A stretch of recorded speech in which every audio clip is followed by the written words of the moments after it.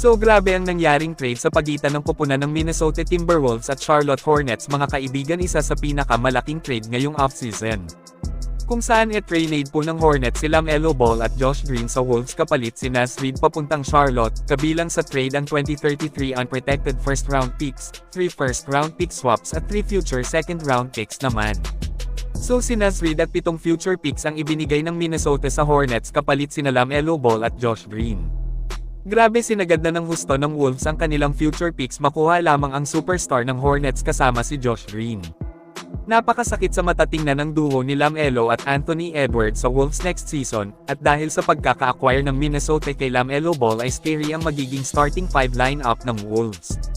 Isipin nyo na lang kung gaano kalakas ang first 5 na ito ng Minnesota sa susunod na season mga kaibigan. Ang delikado lang para sa Minnesota Timberwolves kay LaMelo Ball kung papaano nila mapanatiling healthy siya, kung saan injury prone nga itong former Hornets superstar.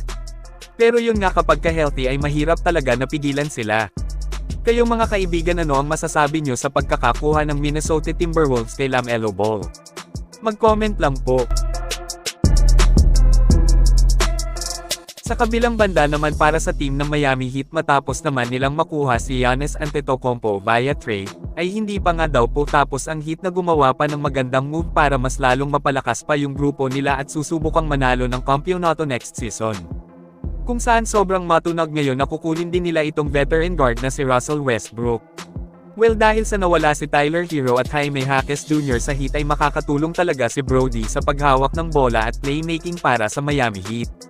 Kapag natuloy si Westbrook sa Miami ay isa ako sa naniniwala na mas lalong magiging nakakatakot na ang grupo ng Heat, kasi bagaman hindi na gaya yung dati ang galawan ni Westbrook ay madedaan pa rin niya gamit ang matinding hustle at experience para magkaroon ng malaking ambag sa Miami.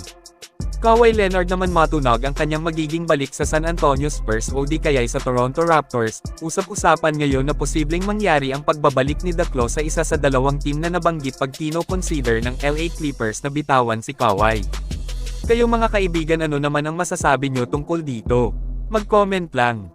Ngunit bago tayo magpatuloy ay subukan nyo pong maglaro sa bagong laro na Puzzle Dog. Hindi po ito isang sugal, hindi nyo na kailangang maglabas ng kahit isang sentimo na puhunan para kumita mga kaibigan. Magsipag lang sa paglalaro, gawin ang daily task na hinihingi ay kikita na kayo kahit nasa bahay lang. Ang maganda sa Puzzle Dog ay mabilis ang pag-withdraw, hindi kagaya sa ibang laro.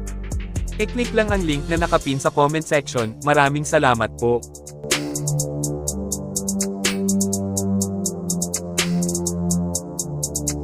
Ngayon ay dito naman tayo sa isang magandang move na naman na ginawa ng Golden State Warriors, kung saan matapos po nilang i-draft sina Yaxel Lendebour at J. Jones, ay pinag-sign po nila itong undrafted na si Donovan Atwell ng Exhibit 10 contract, a 1-year non-guaranteed minimum deal.